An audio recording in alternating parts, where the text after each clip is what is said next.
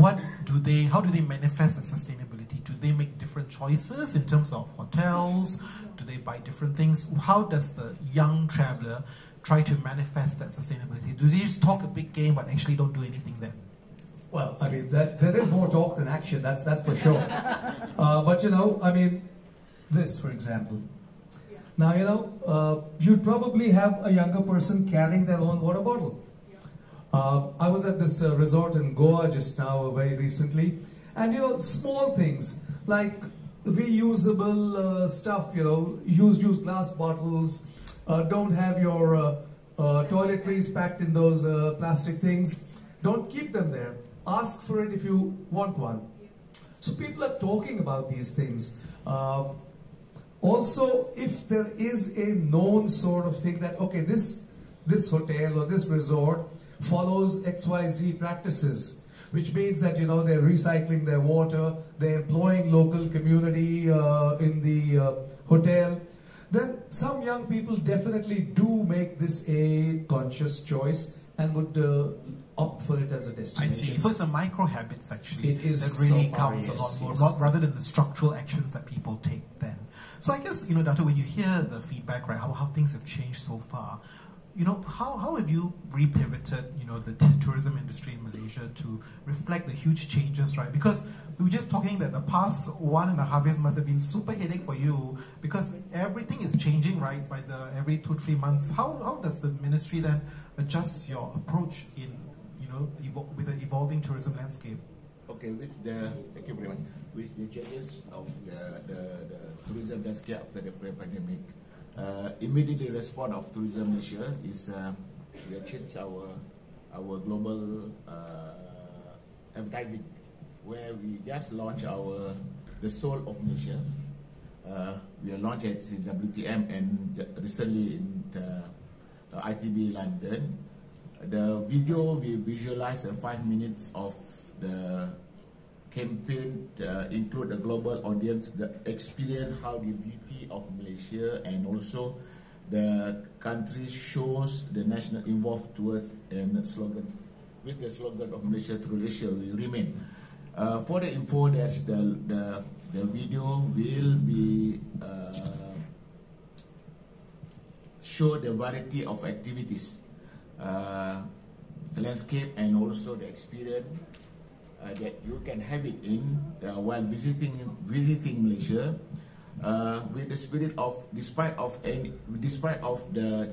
development and progress, the soul of Malaysia is still there. That means that with the development of the tourism industry, we still keep our beauty, our culture, our nature, and our landscape. So that is reflected to the campaign, that trend that people want to the sustainability, and we are keep with that the philosophy that tourism with the sustainability objective. Yeah, it sounds like it is about basically tapping on the natural assets of the country, yeah, and I think elevating it to a next level and trying to build a direct personal connection with the natural assets that we have as a country, if I hear you correctly, right? Yep. Without changing the essence of Malaysia, truly Asia. And just like Hannah, I just want to bring you into the picture. When you hear, I think, some of this work being done in Malaysia, help us compare and contrast, right? How does this, you know, how do other countries in tourism, in Thailand, in Indonesia, Philippines, and like, right, how do they also capture? Is it also the similar vein, which is it's all about, you know, capitalizing and, you know, kind of exploring and exhibiting our natural assets, which are its people, its nature, and such? Yeah, it's a good question. I mean, I think it varies from country to country. If we take somewhere like Thailand, for example, I mean, in Thailand has always got big bucks for its tourism promotional campaigns and things.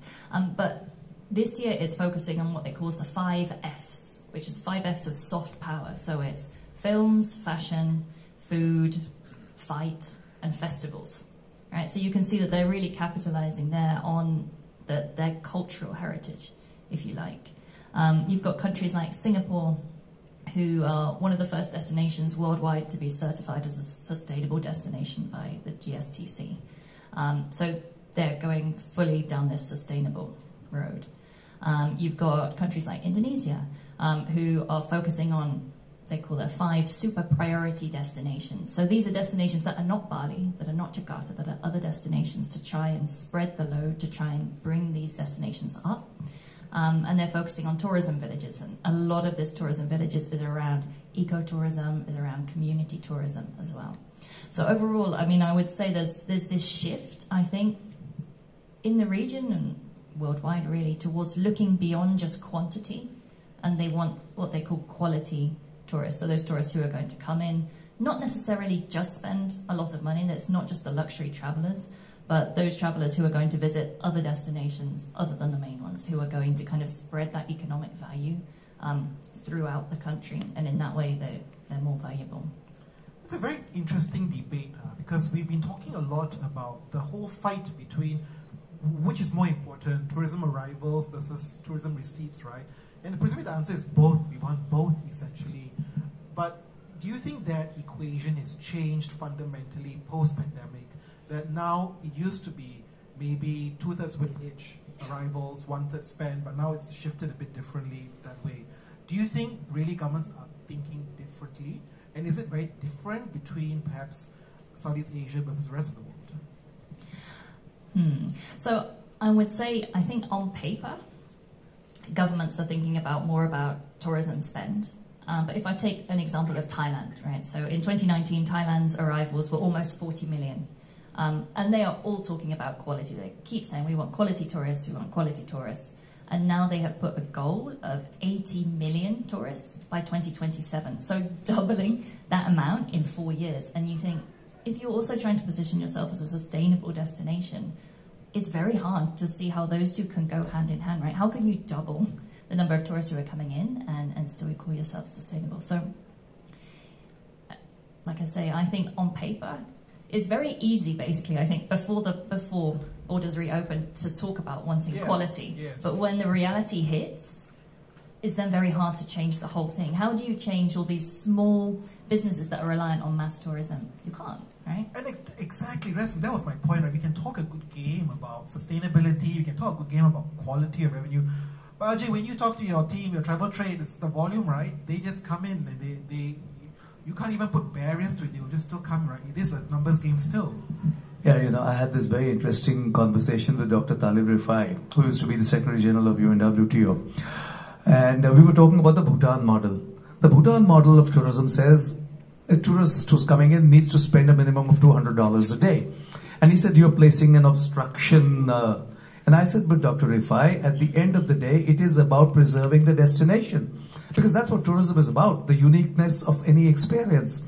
And if you overrun it, then you're destroying it. We didn't come to any conclusion. He kept to his point of view.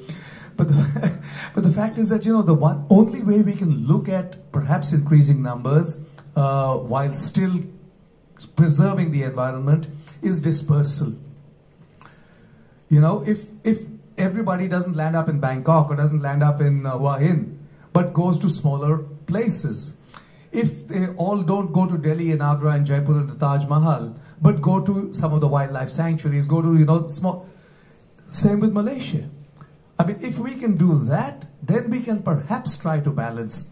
But the fact remains that, you know, revenues are important at the end of the day. So that's perhaps one way of looking at how you could increase the numbers. I don't know whether Hannah will agree or not, but maybe that's one way of doing it. Well, that is very interesting to what Hannah was saying, right? Where there's this whole Indonesian strategy of going beyond Bali, like trying to get the development beyond Bali. And you won't see the numbers, right? That's the challenge sometimes you have. Governments want to put all this money to try and develop new destinations. The ROI definitely won't come in the short term, isn't it? That's one of the big challenges you have. People naturally still want to do Bali. They want to do Langkawi. They want to do Phuket still, isn't it? That's the kind of easy way out. Yes, I mean, that's the challenge. But then, you know, I mean, we've got to look at tourism as something that is here, that will stay, that will grow.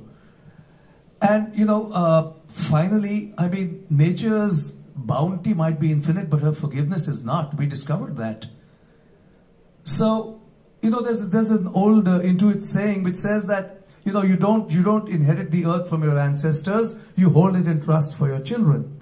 Now, if that is the premise that all of us who are in the industry can somehow come to terms with, then yes, because it's not going to last forever. There is no planet B at the end of the day. This is all we've got. So we have to wake up. And what's happened is, we talked about it during the pandemic and saying, yeah, we need to reset, blah, blah, blah. But then the minute things started happening, everybody went back chasing that dollar, forgetting everything else. We need to keep talking about these things, and we need to keep telling not only ourselves, but also our passengers about this. I don't see any other way. And that's a very interesting point. I want to bring Luqman into the picture now. I mean, in the airline industry, balance sheets all just like devastated in the past 2 years, right? So for them, it's about, okay, how do I just shore it up? How do I just make it work this year? How do I actually become cash flow positive, right? You hear this conversation all about, let's think about the long term. Let's think about the need to think about diversification of the network and such, right? That's hard to do when balance sheets for airlines and even travel trade are all being devastated. How do we reconcile and find the right balance between knowing that we need to basically rebuild back all our balance sheets, not only airlines but travel trade, but know that we also don't have a planet B, and how do we make it sustainable? That's the tension we have, isn't it, for an airline, anyone in the travel trade?